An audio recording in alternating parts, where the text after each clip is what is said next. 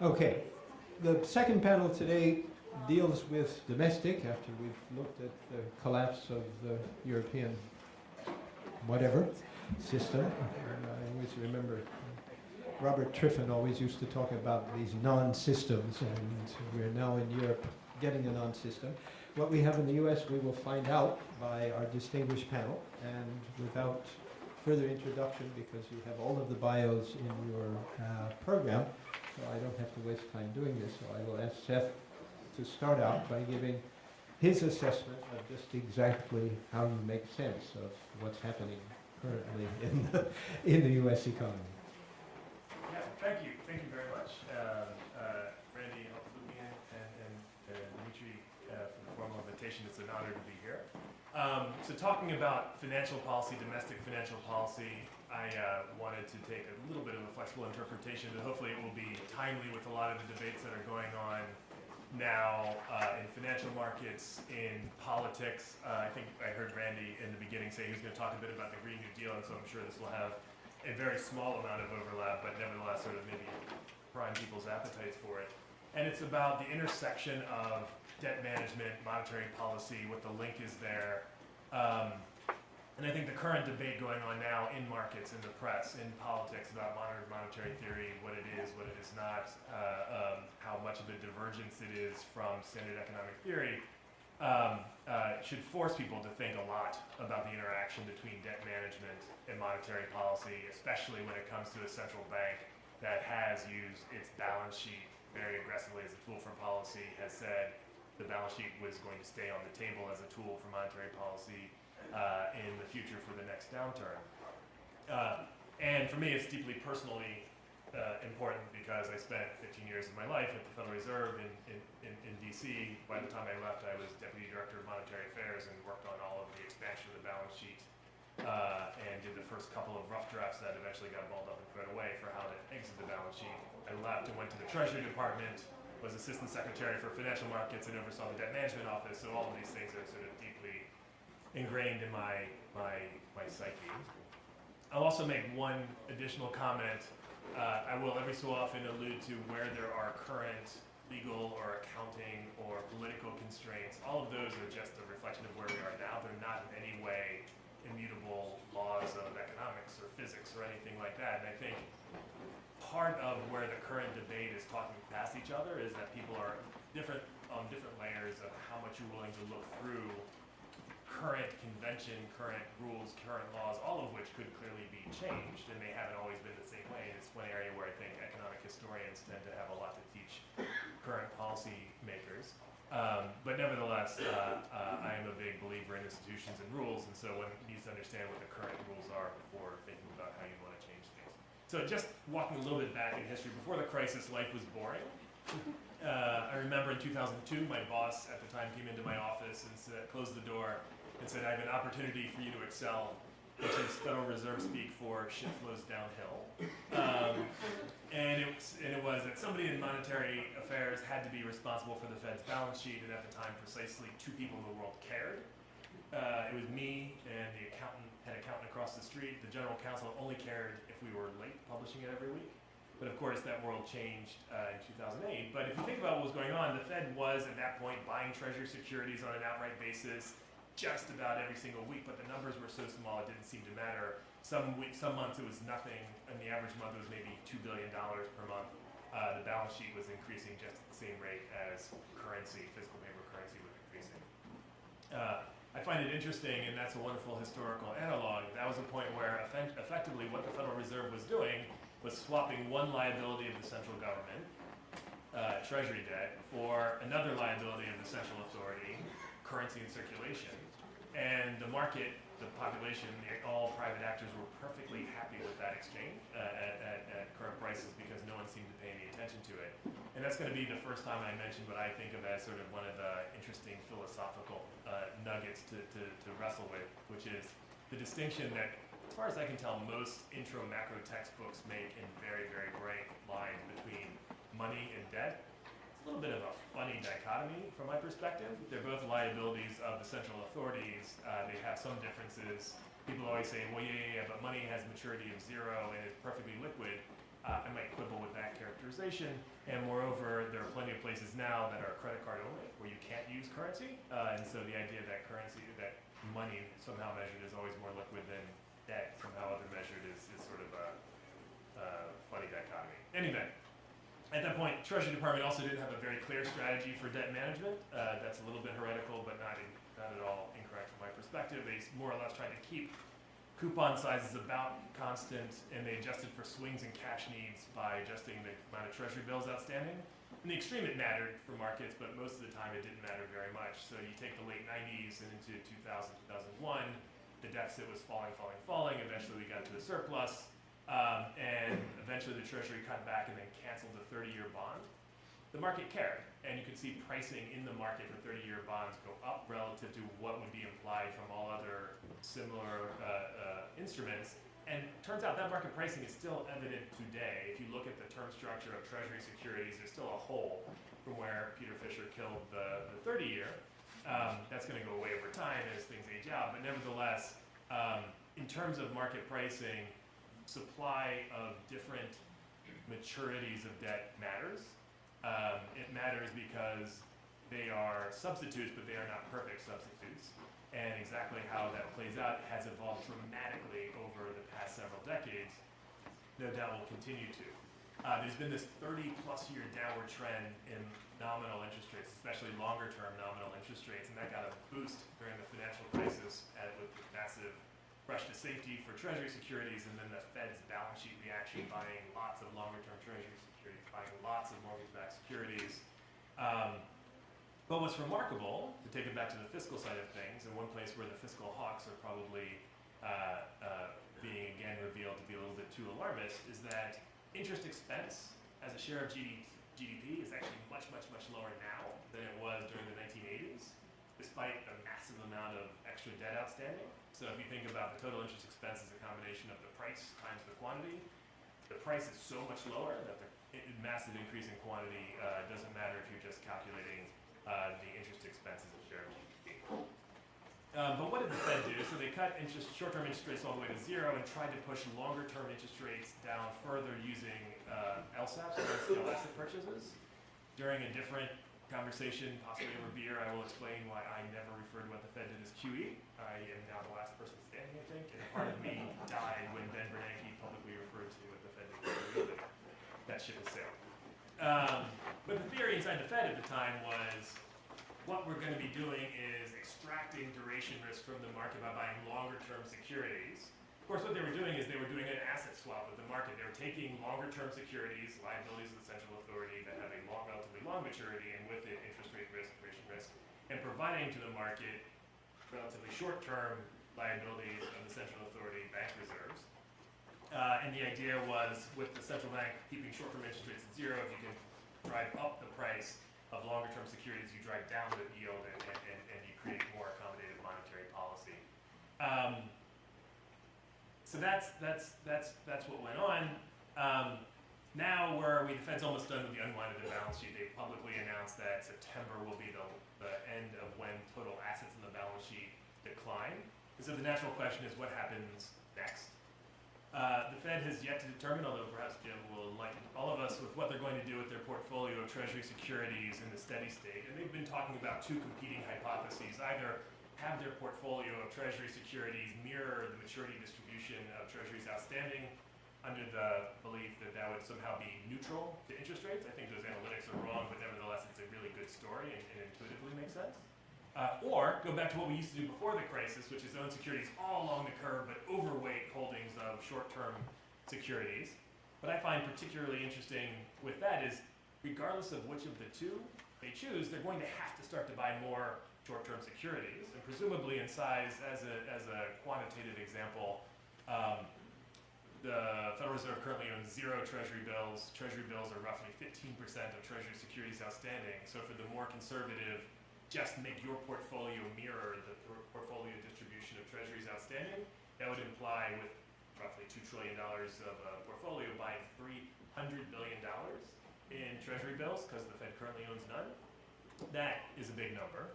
And the market's going to care, and the market is now starting to care, and they're going to care increasingly as time goes by, and as we get more information from the Fed, it's going to matter. to market pricing. What I find important to highlight is that the market tends to underappreciate that now the Treasury Department itself has a reaction function. This is slightly self-aggrandizing, so please bear with me. So I became Assistant Secretary for Financial Markets in 2014. And the one thing that I'm most proud of for that time was actually enshrining a strategy for debt issuance in the Treasury Department.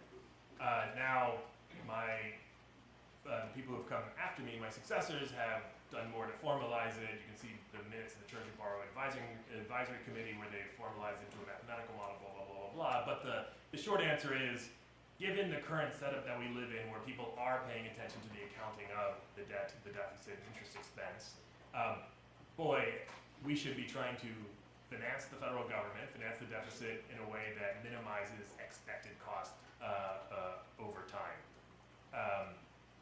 And so what that means in practice is if the market wants to pay you a lot more for one particular type of security than they want to pay you for a different type of security, by all means, just provide more of the one that the market puts a premium on because you're both providing a public good and you're saving the taxpayer some money. And so as we got into 2014, 2015, Treasury bills were trading at a market premium to every other money market instrument. If you were to fit a coupon curve and extrapolate it down to zero, bills were trading at a premium to that. This was before we had money market mutual fund reform. This was before the forced clearing of derivatives where people were demanding bills to post as collateral. So demand was high and rising.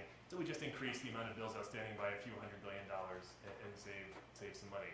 So that's where the Treasury's mindset has evolved to. They still want to be, quote, regular and predictable and make relatively gradual moves, but nevertheless, there is a reaction function. So the Fed's going to start buying treasuries again in the secondary market in October. At some point, that pace of purchases is going to go up probably first half of next year. But nevertheless, what they buy and where they buy is going to matter for markets, and I think people are going to start to pay even more start to pay attention again to the Fed and wondering if they're meddling in financial markets, if they're distorting market prices, which for me has always been the most interesting criticism of a central bank, because if you think of monetary policy as raising and lowering short-term interest rates, by definition, it has always been distorting market prices by setting it at a level that you think is appropriate. But I'll leave that as an aside for now.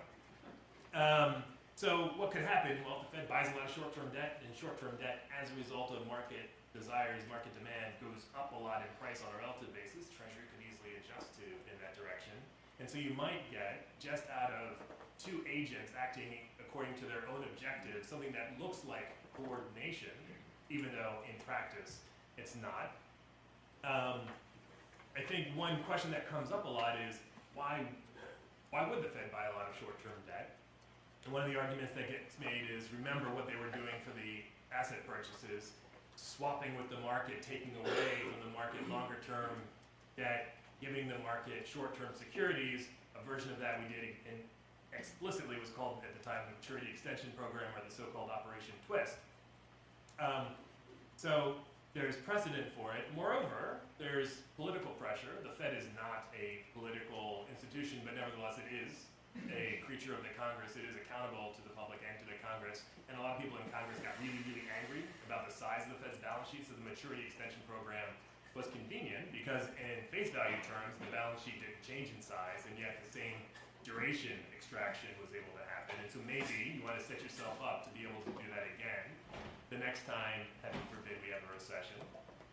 And as long as I'm not required to specify a specific time horizon, I'll forecast that we're going to have a recession. But the counter-argument that has been made, and most forcefully by Jim's colleague Charlie Evans, is that if the Fed in fact has a portfolio that has a shorter maturity, then we might be affecting where R star is, in some sense pulling down the neutral rate. And the idea is, if the only way to get to a shorter maturity portfolio is by essentially forcing the market to hold more longer-term securities, then you're going to steepen the yield curve, and for any given setting of the short-term rate, financial conditions are tighter. I'm going to argue, I don't believe that conclusion is at all obvious, and this is going to be another way to, maybe take a small step back towards some of the MMT discussion, but by no means all of it. And moreover, it sort of points out that current convention is not in any way etched in stone. So what is happening now? The Fed has a bunch of securities on its balance sheet. In September, that's going to be no more decline. So every Treasury security that they own will get reinvested.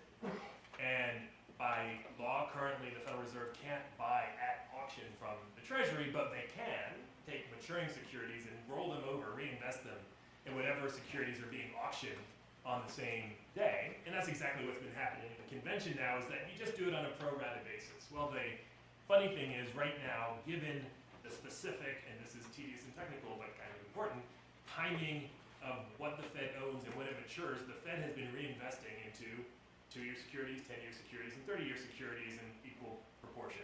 That's a slight simplification, but not by much. That's the convention. Instead, what the Fed could easily, what could easily happen, given the rules without violating the law but changing convention, is the Treasury could just roll all of those into 2-year securities and not into 10s and 30s as well. That doesn't violate the law. It's only convention that has got us to the point where it's on a pro rata basis. And as a result, the Fed's balance sheet has more 2-year securities than it does longer-term securities, all else equal. And moreover, these are all done as what's known in the business as an add-on. So the market never sees these. The Treasury Department says, how much do I totally need to sort of issue? How much of it is going to be for the Fed? And then the rest of it is how they size the auctions. And it's the auction sizes that determines the prices that primary dealers, like you guess, pay at auction. But you keep the auction sizes the same, which means presumably you keep pricing the same, but the Fed could end up with more short-term securities, and so you don't necessarily have to do anything at all, R*. And that seems like a reasonably straightforward, simple way of doing things. And I can hear now objections. When I was at Treasury, we would run this annual conference, and at one point, Larry Summers had a paper about how the Treasury Department was awful and they had undone at least a third of what the Fed was doing with its asset purchases, and shouldn't there be better coordination? And the standard response from Washington is, no, that's awful. If you cross that Rubicon, if there's any coordination between the Fed and the Treasury Department, you're going to have runaway rampant inflation probably the next day. It might not be bad to actually hit 2% at some point. But in addition to that, cats will start to sleep with dogs, people will compose atonal music, and the world will stop spinning on its axis.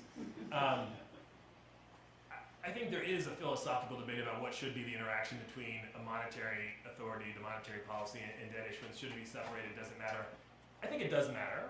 And I think given current legal and accounting frameworks and public perceptions, it's interesting and useful to keep things separate. But that doesn't mean you should do this completely blindly. And so my approach to all of this is to say, boy, shouldn't we just have clear objectives for each institution? And the Fed has clear objectives, stable prices as defined by them as 2% inflation, and full employment or maximum stable employment over time. The Treasury Department now has a pretty clear objective: minimize the cost of financing the deficit, at least an expected value, maybe subject to 1 or 2 constraints for public good. But once you get to that point, I think you've got a fair amount of flexibility. So that proposal I had of the Treasury rolling over the Fed just into 2s is a clear way that it doesn't do anything whatsoever to affect the Treasury Department's objectives. So if the Fed owns 2 years or the Fed owns 30 years, sure, on average the 30-year pays a higher yield, but do you know what the Fed does with all of its net earnings? It gives it back to the Treasury Department. So either the Treasury pays the Fed a little bit less, and then the Fed gives the Treasury a little bit less because they have short-term debt, or the Treasury pays the Fed a little bit more because they've got longer-term debt, and then the Fed pays the Treasury a little bit more. That part doesn't matter at all. It's only what the market price is for the auction that affects what the Treasury's payments are. So I think in that sense, with clearly defined objectives for each institution, you can sort of come to these better outcomes without having to worry about the boogeyman of things going away. And then the Fed could be free in the next downturn, heaven forbid, to do the same sort of maturity extension program, because as much of a, in my view, intellectual fallacy it was last time and will be in the future, the Congress does in fact care about the size of the Fed's balance sheet. We had lots of debates in 2009, 10, 11, 12, 13 about, how big can the Fed's balance sheet get? Aren't there costs into expanding the balance sheet? I always thought that was a bunch of hooey, which is a technical term. But nevertheless, the world that I would like to live in is not necessarily the world that we live in, and if there is a political reality. Why not respect it? It's not going to change meaningfully the outcome for the Fed. But then it forces you to get back to this question: what is the Fed doing? They're changing the relative prices of different assets. Are they creating money? Are they printing money by doing asset purchases, but not creating money if they sell short-term Treasury debt versus buying longer-term Treasury debt? I think that kind of distinction borders on the meaningless and really starts to muddy the issues. And I will end with the following thought, which is again delving further into the philosophical, which is if we think about that dichotomy that every money and banking textbook talks about, that every intro that I know of, every intro macro textbook talks about, which is the stark, sharp distinction between bonds and money. I find myself asking, well, is there really that much of a distinction? And people talk about, well, some Treasury bills, because they're shorter maturity, are a lot more like money. So short-term debt is closer to money than longer-term debt. So then you start thinking, is that really true? And what maturity does money have? And so for those of you who've spent time thinking about other systems or any economic history, you'll recall that England had, until very recently, a perpetual type of debt called a console, right? No maturity, infinite maturity. So as far away as you can possibly get from money, right? Infinite maturity. Now imagine it wasn't a coupon security that paid regular interest, but it was like a bill, so a bullet. It's just a zero coupon perpetuity, right? We call that a dollar bill. And so again, then, it forces me to ask on a philosophical level, why is there always this big debate about the sharp distinction between debt and money, when in fact, the longest maturity debt you can ever have, that's a zero coupon, so not only is it long maturity, it's long duration as well, is in fact the thing that most people most readily think of as cash. That's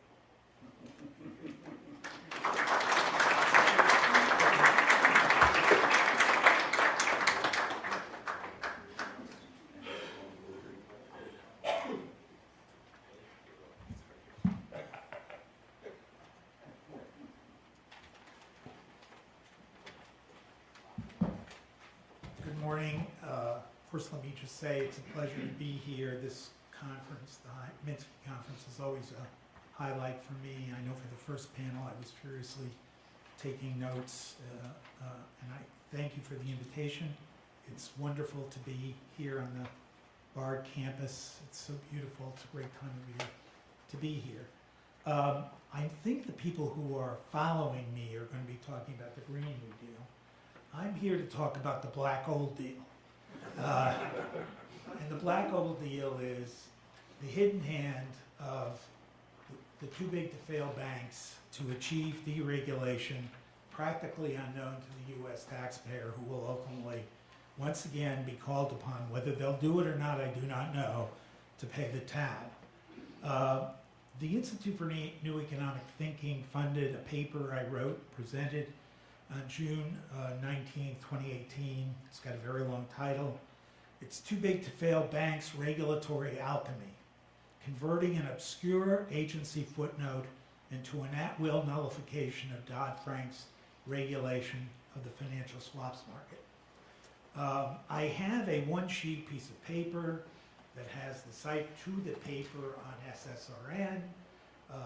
The presentation was done with Paul Volcker and Tom Honig, who supported my thesis. I have the presentation, a blog. There was an interview done by the director of INET after the presentation was made. And also, I have all the media that appeared surrounding the presentation from the New York Times, Wall Street Journal, Financial Times, what have you. Essentially, the point, and it's a long paper, it is I will modestly say, a very good introduction and summary that walks you through it. These other materials will help as well. But the starting point for the paper is that, and I have 300 footnotes to support this, that most serious analyses of the meltdown point to its cause to unregulated financial derivatives.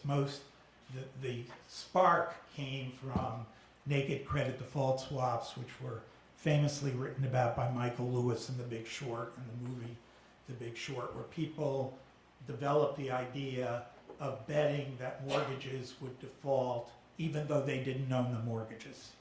It was like going to a football game and betting on who was going to win. The Financial Crisis Inquiry Commission, after the crisis, figured out that some mortgages were bet on 9 times to fail.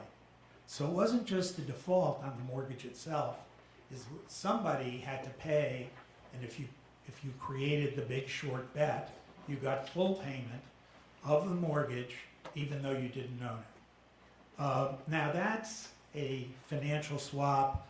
The inability to pay off those obligations, AIG being the prime example, had that allowed to rip through the economy, there would have been a massive systemic break. Messrs. Bernanke and Paulson clearly saw, Bernanke famously, having written about the Great Depression, saw this as the beginning of what would have been something like the Second Great Depression. As it was, we had the first Great Recession, which was bad enough as it was. The reason for this is that because of something called the Commodity Futures Modernization Act, which was introduced in the morning and passed in the afternoon of December 15, 2000, swaps were for certain, completely deregulated at the federal level, almost all state level, including common law doctrines of fraud and lack of consideration were written out of by federal statute. So going into the 2008 crisis, these swaps were not regulated. There was no capital, there was no collateral, there was no transparency. Certainly, the federal government had no idea what was going out there in the building up of these naked credit default swaps. It came as a surprise on September 16, 2008, and one of the responses was TARP, but more importantly, I don't know what the correct word to use is, I use quantitative easing, but I stand to be corrected, was put into place. Money was thrown at the problem. I don't second guess that at all. But the reason money was thrown at the problem, nobody knew what the full scope of the problem was, because there was no recordation of the number of swaps that were collapsing. And Lehman shows us if one line of swaps collapses and counterparties can't make good, they can't make good on interest rate swaps, currency swaps, energy swaps, the whole market disappears. DoddFrank comes to the rescue. Excuse me, I'm just going to drink water. Thank you. DoddFrank comes to the rescue. Title VII of Dodd-Frank, not as elegant as I would have liked, but I give it a B+, said, okay, if there's going to be a swaps market, it's got to be transparent. When swaps are recorded, they have to be put in a depository so the regulators know what they are. Dealers in swaps have to have capital. They had no capital prior to 2008. They have to post collateral or margin. Wasn't done prior to 2008. They have to be cleared. I would say it's not an absolute rule, but 90% of swaps are cleared under Dodd-Frank. And if they're cleared, they have to be exchange traded, which becomes important because prior to that, you had bilateral contractual swaps with big banks, and there was no such thing as terminating the swap. If the swap turned against you, and many, many did, you had a termination penalty of accelerated payments of your obligation over 30 years of the swap contract and liquidated damages. Now with exchange trading, you can just, if you don't like what you're doing, you can trade out of the swap. You couldn't do that before. So this is all wonderful stuff. Hurrah, hurrah. This Commodity Futures Trading Commission, which was principally in charge of implementing this, over a 3-year period, put 50 rules in place. By the way, clever provision in the statute in Dodd-Frank put in by the banks was that no statutory provision applies to the rule that must be promulgated goes into effect. And it took 3 years to get these rules into effect. Last issue, what happens if a swap is traded abroad, outside the sovereign United States. There was a provision in DoddFrank that said if the swap if the failure, default on the swaps being traded can lead to an adverse effect on the financial economy of the United States, Dodd-Frank applies wherever the swap is put into place. If an extraterritorial transaction is an attempt to evade Dodd-Frank, Dodd-Frank applies. Now, I want to make clear my talk here today is about too big to fail banks: Citi, Goldman, Bank of America, and JP Morgan Chase. They have, if you figure the swap market, conventionally calculated, they have 90% of the swap market. They are systemically important. They were bailed out. They're in better shape now than they were before the meltdown. You're not, but they are. And they were rescued by the U.S. taxpayer. Now, how much that rescue is, you can find any figure. My good friend Dennis Kelleher just put out a report that it was a $29 trillion rescue. There's a lot of debate about that. Let's just say a lot of taxpayer money was put on the table to rescue these banks. The last thing the CFTC did was, and their theory was, we can't tell you what extraterritorial impact it will have until we know what the regulations are. And they promulgated on July 13th, 2013, an 80-page, triple-column, single-space guidance on the extraterritorial application of swaps. The only thing that the too-big-to-fail banks and market reformers, like Better Markets and Americans for Financial Reform, agree on was that this guidance was incomprehensible. Now, that didn't bother the International Swaps Derivatives Association, because in August 2013, they sent a letter to their swaps dealer members, and it said, footnote 563 out of 660 footnotes, says if a foreign subsidiary of a U.S. swaps dealer is guaranteed, Dodd-Frank applies. Now, a foreign subsidiary. Now, that was not a remarkable statement, because under the ISDA template for executing a swap, which if you're executing a swap, you have to use the ISDA template. The ISDA template contemplates that all foreign subsidiaries of U.S. swaps dealers will be guaranteed by the parent. That is to say, the subsidiaries entering into agreements with third parties, the third party can rest assured that, in this case, the U.S. bank holding company will guarantee the obligations of the subsidiary. That was the way life was since 1992. Every foreign subsidiary of a U.S. bank holding company swaps dealer was guaranteed. In August 2013, ISDA sent out a letter and said, de-guarantee all your foreign subsidiaries. And then you will not be covered by Dodd-Frank. It's the obverse of the statement that a guaranteed subsidiary is covered by Dodd-Frank. A de-guaranteed foreign subsidiary is not. And it took the CFTC about 6 months to find out this was happening, because suddenly the U.S. swaps market declined, and nobody knew why was it declining. And slowly but surely they figured out, and somebody let the cat out of the bag. A bank employee told the CFTC regulator, oh, you should see this wonderful letter we crafted and the new clauses we have in our agreements. It took the CFTC, I can't go through all the details, but that was May of 2014 when it was discovered. In June 2016, the CFTC issues a proposed rule that says, de-guarantee, guarantee, schmarantee. It makes no difference. If the subsidiary is on the books of the holding company, Dodd-Frank applies. Quickly, the CFTC also discovered this happenstance. The banks were arranging, negotiating, and executing the swaps on Wall Street.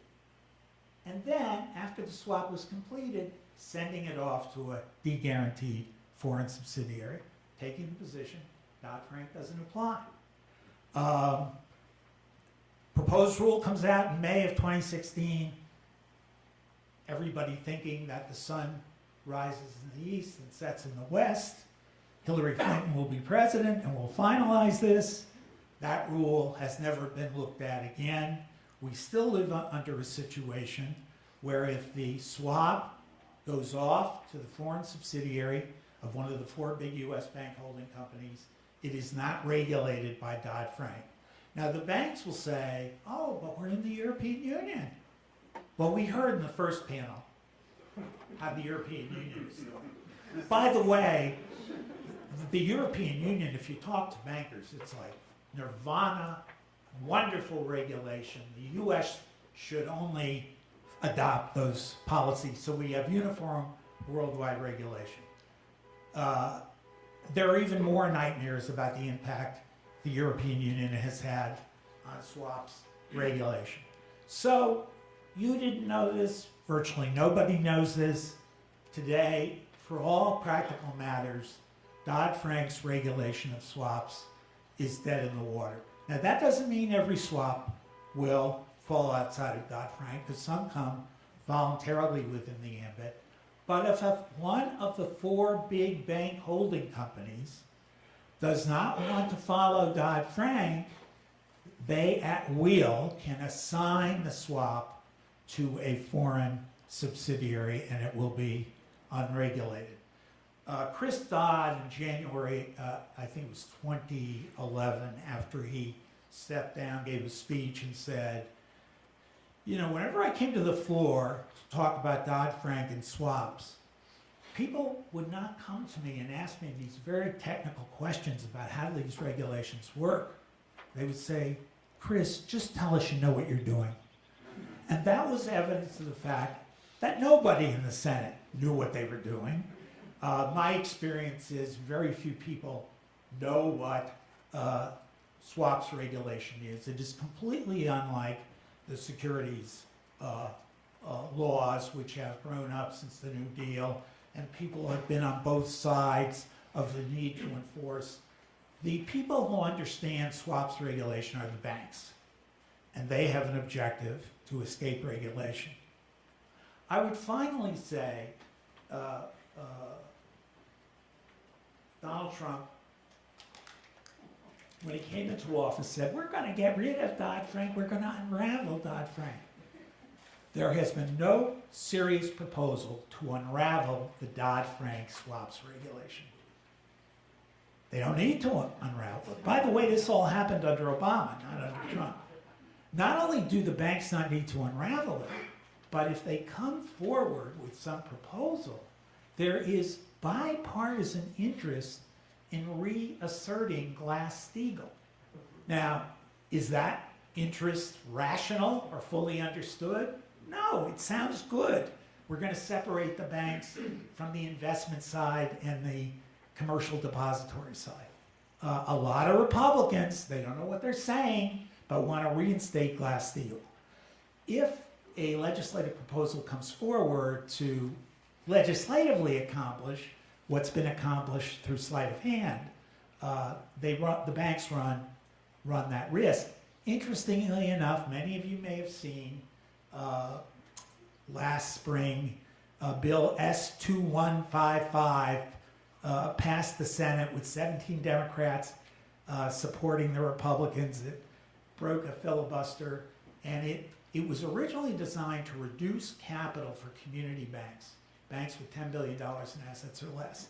It was expanded, giving the Fed the discretion to reduce capital requirements for mid-sized banks, $250 billion or less. As it was going through, Citi and JP Morgan Chase said, why not us? Why shouldn't we get this capital relief? That provoked an unmitigated furor. The people, when they understand what's happening, do not want to see these banks being deregulated.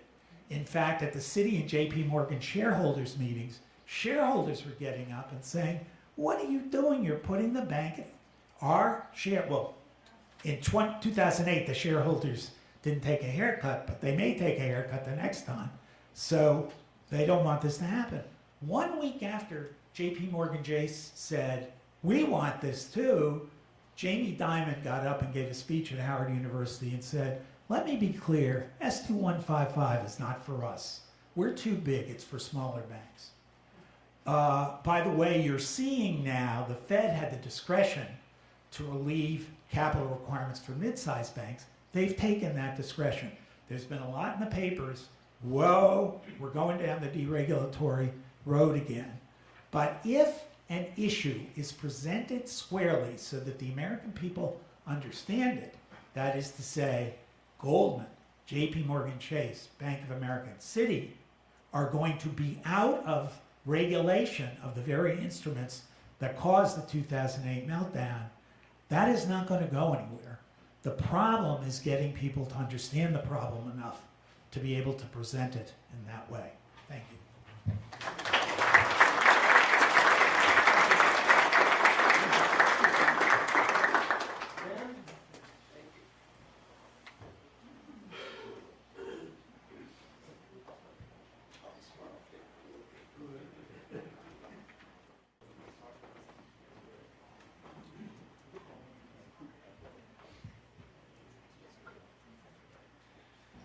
Okay, this is very preliminary work. I was hoping to that we would have more done. Yeva got called away to Armenia, and so major parts of this are not completed yet. What we're doing is presenting a different way to go about costing the Green New Deal. I'm sure that you're going to say, this is very obvious. The question is, why isn't anyone doing it this way? It turns out to be a little more difficult than I originally thought, and we're actually going to have to use some of the same data sources that Dan is using, so there is a pretty close relationship. So calling it the Big Meow, the old people here will remember the reference, Jimmy Carter's Meow, which is a baby little kitten meow. He had inflation. Oh my goodness. Moral equivalent of war. This one is the moral equivalent of war, and so that's the way we're looking at it. What matters is the resource availability. Ideally, we would have very fine measures of the resources that will be required to implement the Green New Deal, but for some of these areas, it's going to be very difficult to get those. So we're going to fall back on largely labor resources, which are an important part of the resources we're going to need. I'll briefly talk about Keynes's approach to how do we pay for the war, and that's relevant because this is like a mobilization of the entire economy and society to tackle the problems that the Green New Deal will be attacking. Briefly present some wild estimates of other people on the costs, provide our preliminary estimates of the resources and costs, very rough measures, and talk about how we might deal with any inflationary pressures if they might arise. Everyone is assuming that there will be massive inflation due to the spending on the Green New Deal. We think that if you look at the resources that will be required, it's unlikely that the inflation pressures are going to be very big, but if they do arise, we need to be able to tackle those. So, as I said, we're looking at this as the biggest challenge that the United States and the world economies have faced since the 1930s and World War II. Last time around, we met the challenge. We did it. And so I think that we can learn from that, and if we could meet that challenge in the past, we should be able to meet this challenge today. There will be short-term sacrifices that have to be made, but I think that the long-term gains far outweigh the short-term sacrifices, just as they did with our previous challenge. We came out of World War II with very large long-term gains. So the gains that we would achieve if we met the challenge would be environmental sustainability. greater equality, shared prosperity, jobs for all, health care for all, child care for all, end of forever wars. These are the main components of the Green New Deal I'm going to emphasize. I know this is not a final product. Lots of things are being thrown out and included in the Green New Deal. These are the ones that we're going to be looking at. I just got this. Bernie's, how we're going to pay for things. This is precisely what you don't want to do. I love Bernie, but this is the wrong way to go about it. We're going to rebuild America by taxing offshore income. That doesn't help at all. It doesn't matter how much revenue you raise, it doesn't help at all. Remaking America, okay? So let's look at Keynes. How do we pay for the war? During war, production and incomes increase, but the output available for consumption does not. In fact, it probably is going to shrink. So we move from a time of plenty in the sense of, hey, we've got insufficient aggregate demand, resources are plentiful, to a time of scarcity. Income and propensity to consume only slightly determine consumption in a time of scarcity. Planning for war is not a financial but a real resource problem. So first we have to determine how much output can we produce, including mobilization of underutilized resources plus what we can import. Now I'll argue that we can't use that this time around. Back then we could, okay, because everyone faces the same challenge that we face. How much of that is needed for the war effort, how much is left for private consumption, and therefore how much demand has to be withdrawn from the economy. How do you reduce demand, according to Keynes? Taxes, rations, voluntary savings, and or deferred pay. And he goes through the pros and cons of each one of these taxes and rations. The problem is they've got to be directed to the right place. Taxing offshore income is not going to solve our inflation problem. Okay, it has no impact. So we've got to direct to reduce the use of resources that we need for the Green New Deal effort. That's where the taxes have to go. We might as well be taxing Martians, I say, as the Bernie's list. The financial transactions tax. How does that reduce inflation? Okay, tax the Martians instead. If it makes you happy to tax somebody, tax Martians. Voluntary savings. Keynes argued that that's probably going to be inadequate. It requires collective, not individual action. If workers choose to spend more than what's available for consumption, so they're not saving enough, then prices go up, and then there's going to be a wage price spiral. So I'll just cut to the chase. So it's likely that that is not going to be sufficient to fight the inflation. Deferred pay. This is actually the preferred method, and this will be our preferred method also. Workers earn deferred income, which can be used to buy bonds. Prices won't rise, and the ownership of financial assets becomes more equalized. Workers increase their consumption after the war, which will help solve the problem of the slump that is almost certain to follow the war. Same thing with the Green New Deal. Some aspects of the Green New Deal are going to be permanent, but some are, one-time, 10-year, 1 decade investments we have to make. And so we need to deal with the slump that will follow this, and this is one way to do it, deferred earnings. So MMT approach, been mentioned a couple times. Estimates of the Green New Deal have been focusing on the financial costs of the various programs and wondering how are we going to be able to afford to pay these things. Well, MMT approach, we don't need to tax the rich, we don't have to bankrupt the kids, we don't have to borrow from China, we don't have to get the Fed to print more money. Okay, none of those are necessary. A country with a sovereign currency has the financial wherewithal to afford whatever we know how to do. If we know how to reverse climate change, we can finance it. Foster may not be a name that many of you know, one of the greatest American institutionalists.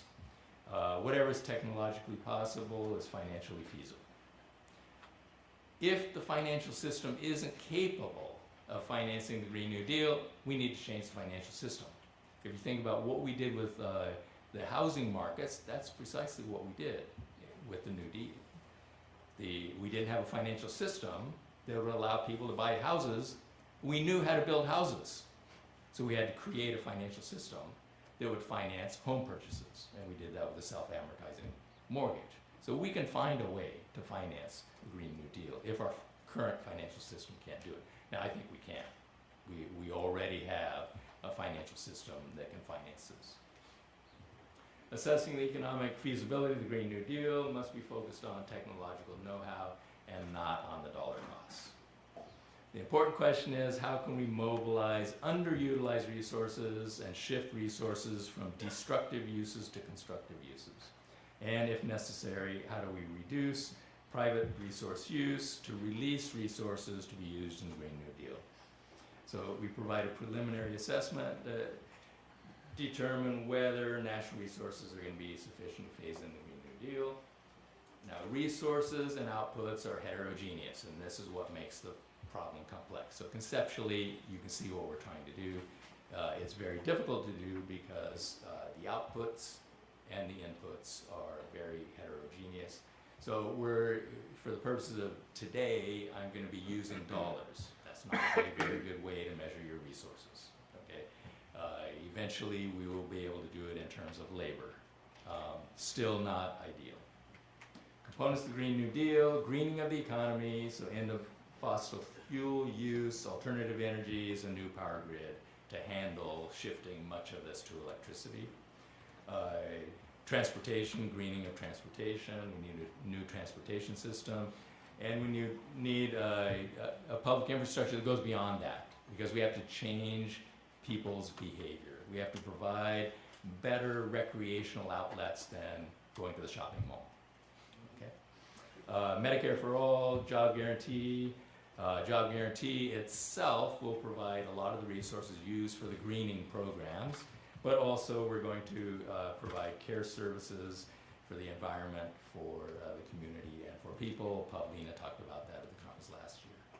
We're going to end the forever wars, reduce inequality, tax the rich, raise income at the bottom, student debt relief, free public education, and universal child care. So these are the components that we're going to be trying to cost out. This is probably the most cited projection of the costs. They come to 93 trillion. And then they very helpfully tell each household how much their taxes have to go up to pay for this. Okay. This is what is this? Absolutely useless for figuring out whether we could afford the Green New Deal, whether we will be able to save the planet. It's by design just supposed to scare you so that you won't even try. It's better just to go extinct because it's just so costly to try to ensure human survival. That's what they're trying to do. Others have been providing much more reasonable estimates, but they're still all about the financial costs. The Medicare for all, so the previous slide has that at 36 trillion. Blauhaus, I don't know if you know who he is. I know who he is. His whole career has been spent trying to get rid of Social Security. And so obviously he wants to stop Medicare for all too. So he comes up with pretty high ones, but even he has to admit on some assumptions, you actually end up with savings if you shift off the current system to Medicare. Or other assumptions will increase the cost by 1.2% of GDP. Perry has a report. They estimate 1.59% of GDP reduction. So we would move from 18% to something a bit over 16% of GDP going to healthcare. Wool Handler, I think, is a much better analysis, and she may be one of the best people working on the American healthcare system.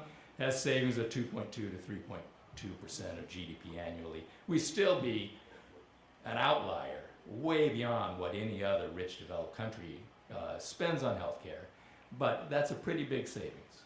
Okay? Job guarantee, they put it at up to $45 trillion to implement a job guarantee program. Darity has about $540 billion in their report. Booker has proposed a job guarantee, $43 billion. Last year we presented our report. It comes in at about $560 billion. The budgetary impact is about $400 billion. So that's about 2% of GDP, and we're going to run with that number. Okay, so it's about 2% of GDP. The greening estimates over a 10-year period, okay, they've got it at up to 6% of GDP. There is a great variability in what is included in the greening, and that accounts for the wide range of the estimates. We prefer the Jacobson one, which is one of the high ones, because they go to 100% renewable and no nuclear power, no natural gas. So we are going to go with a higher estimate than the others. Medicare for All would be a significant source of savings of resources. Use will go up marginally because we're going to be including more people in the healthcare system, and people don't have to avoid care because they're worried that their insurer won't cover the care. So use will go up at least marginally, perhaps about 10% is an estimate. The U.S. surprisingly doesn't use more services per capita. Many people think that that's why we devote about twice as much of our GDP. Actually, Americans don't get more services. And except for obesity, our health outcomes are not much different than European health outcomes. So more people will be covered, but the costs are going to decline from 18% of GDP. The main differences, if you compare us to the other wealthy nations, are that we have an expensive for-profit insurance as one of the main payers. The net cost of insurance is about $150 billion annually. That's the difference between the premiums you pay in and the amount that they pay out. So that's about 0.75% of GDP. Compensation of healthcare workers is a lot higher. We're about double. We pay about double what our peers pay healthcare workers. The administrative costs are very, very much higher. About 8% of total healthcare costs are administrative. A lot of that has to do with the extra billing that is required to pay through private health insurance. Depending on assumptions, Medicare for All could save 3.3%, so we're going to start with that, 3.3%. I think that's a very conservative estimate, and over time we're going to move more towards what the other peer nations do. So we'll continue to reduce our share of GDP going to healthcare. Job guarantee, it's a cost in financial terms, but it's a source of real resources for the Green New Deal. Workers will be employed for infrastructure, not huge infrastructure projects. That's not what job guarantee workers are going to do, but they can do things like retrofitting and installing things. Environmental services, tree planting, and again, the care services. The job guarantee mobilizes labor resources that are not being used in the private sector. So this is a net addition of resources that we're wasting right now. We do believe we have a very generous job guarantee program. It is $15 an hour, and there will be a few 100,000 workers that are going to be shed by the private sector as wages are bid up to $15 an hour. But for the most part, most of the workers in this program, 15 million workers, will be people who are not currently employed. It's difficult to calculate potential supply. If we just go by the dollar figures, the net impact on the budget is about $400 billion. We assume that the value of the resources going toward the Green New Deal projects is only about 1% of GDP. Other components that we're including in the Green New Deal, student debt relief. There's a Levy report that came out last year on that, so we're using the data from there. I won't go through that. Our argument is that this is going to help people get their lives in order, start families, and get settled down earlier. So this is probably actually adding resources that are available, but we're not going to count anything from this. Free college, everyone agrees college pays for itself. So in terms of resources, whatever resources we have to devote to more classes, more professors, all that, will be more than made up for by the increased productivity of workers who have college educations. Same for public infrastructure. The IMF says that a dollar of investment gives you $3 of output. So again, we're going to count that as zero because whatever resource we put into infrastructure, we're going to get back. Tax the rich, well, that would free some resources, but I think it's so insignificant that we're not going to count that. So we count that as no net source of resources that are freed up because somebody doesn't buy the third yacht. Yeah, there will be some, but we're not going to count it. Universal child care, we're going to assume that that pays for itself too, in terms of a very long term, enhancing the productivity of people who get decent child care when they're young. So, to conclude, summary of the resource costs. So here, the positive are use of resources for the Green New Deal. The negative are sources of resources that are used for the Green New Deal. So the greening projects are about 5% of GDP. The reduction of resource use in the medical care system will be 3.3%. The job guarantee is a source of resources, about 1% of GDP. Ending forever wars, it's hard to get good numbers on this. It's hard to know exactly what the spending on war is because it's included in lots of budgets that are outside the Defense Department. So we're putting a very conservative number on this at 1% of GDP. So the net resource costs are actually negative. Okay? We could be wrong. So, caveats. The released resources might not be appropriate. Okay, that's going to be a problem. We're going to stop fracking and we're going to put in solar power. Are the resources that are now fracking very well suited to installing solar power? Maybe not.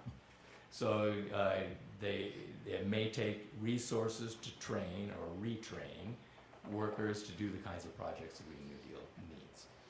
As I said, we can't rely much on imports. We are obviously doing that right now for solar power.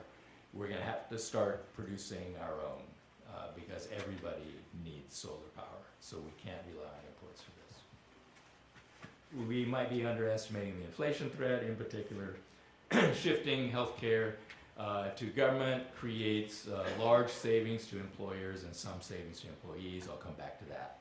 So what happens if we reduce the resources in the healthcare system by 3%? Doesn't that increase consumption by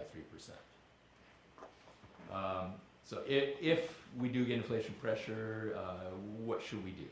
Let's say taxes. We need targeted taxes. So turnover taxes, offshore income taxes, corporate profit taxes, high wealth taxes, carried income taxes. Those are all the progressives' popular taxes. None of those help. Okay, so that's not, I'm not against them, let's do it, but the purpose is not to free up resources and fight inflation. It's because rich people are too rich. That's the only justification for these kinds of taxes. Taxes on consumption are what you need.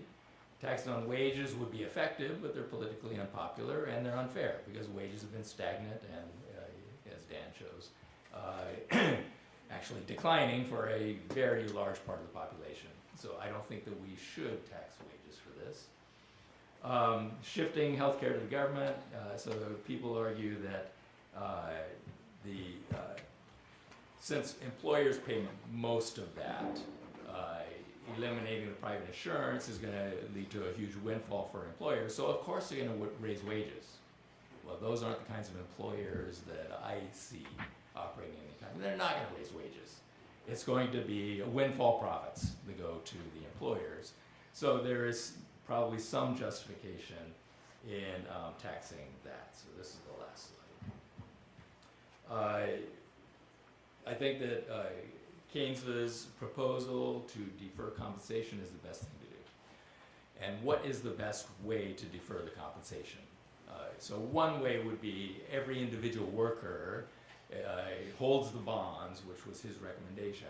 I think that what we need is a social approach to deal with an aging society in which Social Security is not adequate for the majority of people who are retired. retiring. So we need to guarantee a decent retirement for all, de-link the benefits from the earnings over the qualifying periods, or at least boost the benefits in a highly progressive manner, because the problem really is people with low earnings do not get enough Social Security to live on. So Bernie has proposed, it was in the slide, 6.2% new payroll tax on employers and 2.2% on employees to pay for it. So I'm not advocating it to pay for it. Okay, this is not to pay for the program, but let's go ahead and put the tax on, okay, in order to reduce demand. The one on the employers is just to take back those windfall profits that they're going to get, and then on employees to reduce their demand a bit, but with the promise of much better retirements for them. So it's not to pay for any of the programs. It's deferred compensation. It's Keynes's sinking fund that's not used to finance future spending, but to reduce aggregate demand now. So that's how we would do it.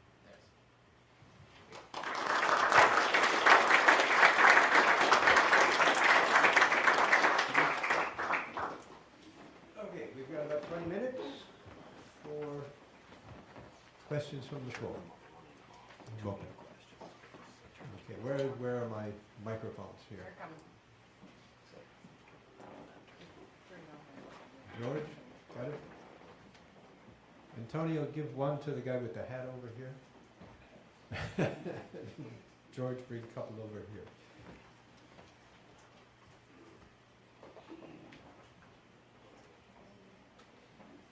Seth, question to you. Why wouldn't you want to flip the script on what you described? In other words, if you believe over the long term the Fed's going to normalize interest rates one way or another, and if you believe there's a missing third term in the Taylor rules, there's a financial stability term that we haven't included, how else do we explain it going to pause most recently? Then, and you also believe the Treasury wants to minimize its expected cost of debt. Why wouldn't you have the Treasury issuing long and the Fed buying long and increasing its share of the long, and so you remove duration risk from private investment? Because unless you're a buy and hold investor, you are subject to losses, capital losses, if interest rates are normalized over the long run. So you take away an intermediate macro problem that you're going to run into if the Fed does what it says it wants to do, and if it really wants to get out of the business of using its balance sheet, it has to do. If we're going to use monetary policy as a countercyclical policy lever, does that make sense? So, parts, so I guess one thing is Treasury issuing long and the Fed buying long. I mean, whatever the Treasury issues Fed ends up holding is necessarily debt that the market is not holding. So as a result, it doesn't have any effect on prices.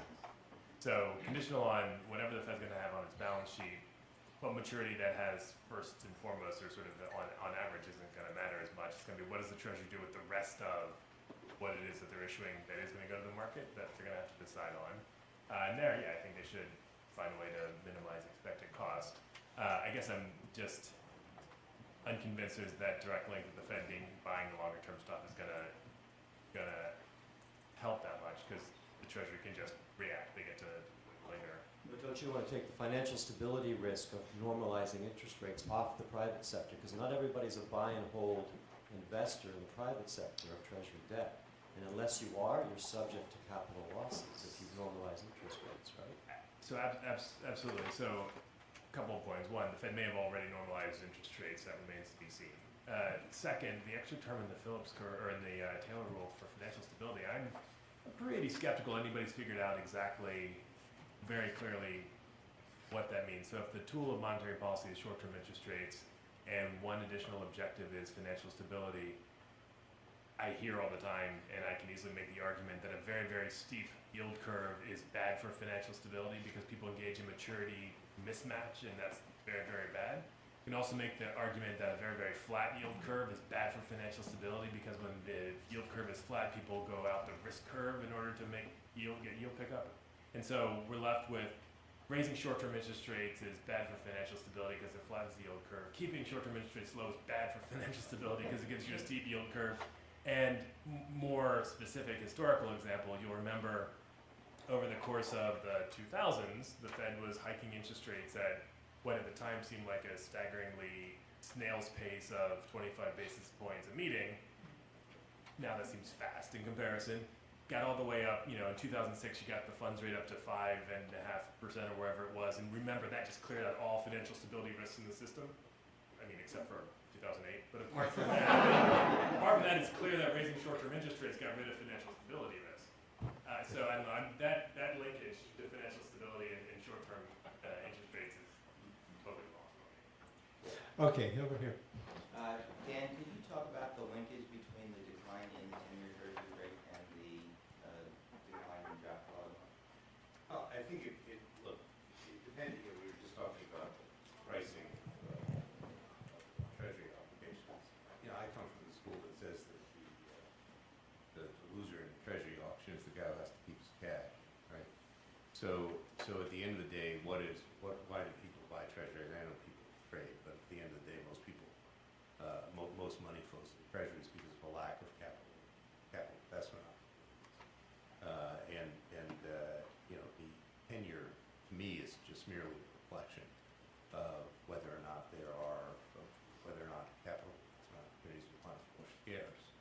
And in the current environment, I think for a very long time, it's scarce, and therefore they have declined. So the connection between the two, obviously, is if you have low capital investment, low high quality job creation, and those things, trade together. It'd be very interesting over time as we continue to look at that correlation to see whether or not it's predictive or just it follows on. And we actually have found periods during which it's very predictive, and other periods where that comes to question. So we continue to work on it, but it's very good.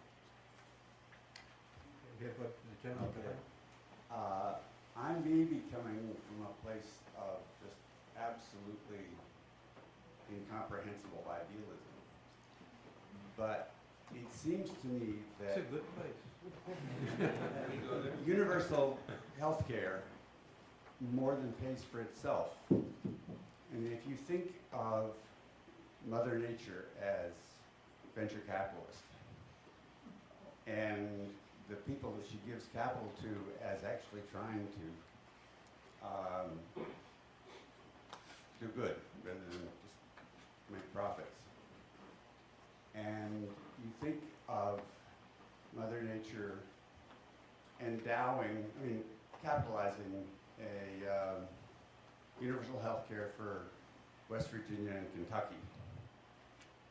And that somebody simply starts offering universal health care at less than corporations now pay for insurance. That will then draw, you get all these premiums, given that the companies will go for the better deal, and you figure out how to pay for the people who can't pay for it. But you get premiums coming in of 10% of GDP, for that local area, and you have a capital account, so you actually have investable capital coming in out of that. I mean, that's the way insurance companies make their money, is by investing these premiums that they haven't paid out yet. And it seems to me that you get buy-in without going through the political system. I mean, the Mother Nature is people who actually want to invest capital in something that does some good. I don't know. This is wildly out of, but the insurance industry used to be aid for Lutherans buying insurance for their people, and then people came in and figured out how to buy off the management. There used to be and insurance get the property. companies. So anyway, do you get Randy, the idea Randy, of where I'm coming from? you want to take this? Well, I mean, the problem with insurance is cherry picking. So the competition leads to, But you come in and you limit pricing. You price below what anybody else will do. but you won't make it because someone will come in and take the healthiest people away from you. So you'll end up with a bad pool. Then you can pass legislation with people who are doing that. Well, we sort of tried that with Obamacare. And then the other problem is You make profits by denying claims, okay? Not by covering healthcare, by denying claims. But you make profits by not spending all that money on deciding who gets benefits. You just pay the benefits and run the real side rational. That was the original idea behind Blue Cross. Yes. And And then people came in and bribed management to cherry pick. And, You know, I don't know if you're going there, but there is another way of looking at health. It surrounds the argument called the single price system. You know, we talk about single payer Medicare for all, but the only thing that I've ever found that made any sense to me in terms of continuing on with the private sector payment system is to effectively allow Medicare to control prices, effectively allow Medicare to set price and force everybody into that price context.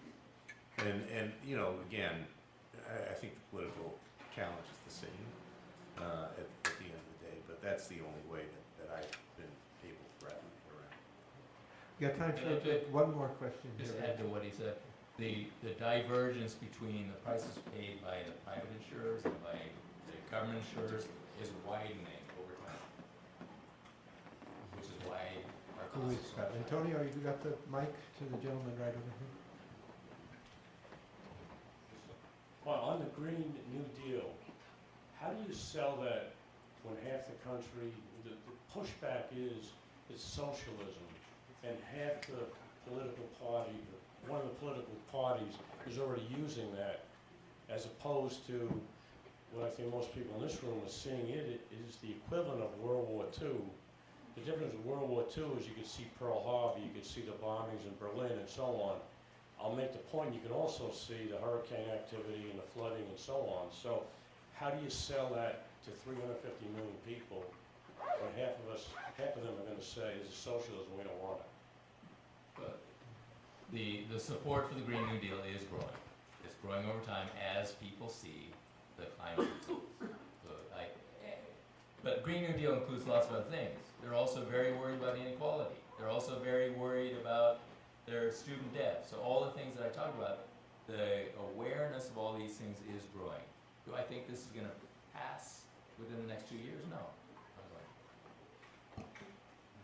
Okay, one last question. You want to be the last one in? Alex, make it short, please.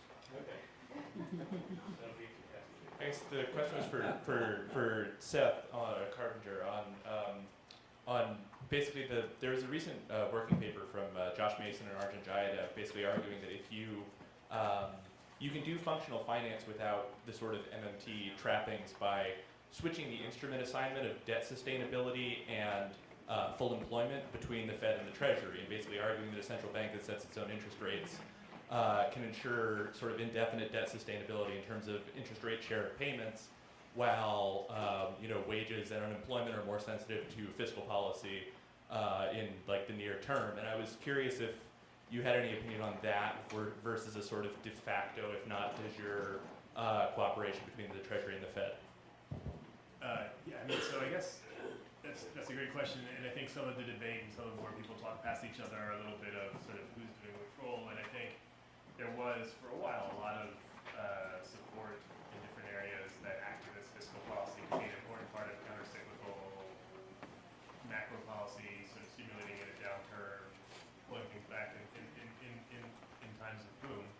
I think ultimately that is an empirical question to be answered by economists as much as by political scientists, and I think another part also comes in where some people talk past each other a little bit on how big a deal MMT is or should be made is, if inflation is a limiting factor, what is the sensitivity of inflation in a given economy to aggregate demand? I'm often slightly amused by Larry Summers' criticisms of MMT when he can then dip in and say, but of course we need to do a lot more fiscal policy to make sure we're at full employment. It won't be an inflation problem because we have a secular stagnation problem. To a first approximation, and for any single policymaker's term, those are the same thing. No. I will say though,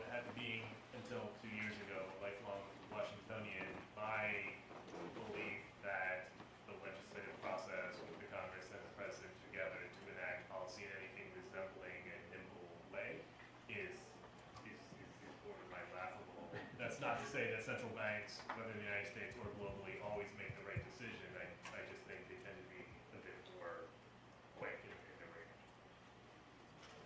Okay, I thank the panel for their very inspiring presentation.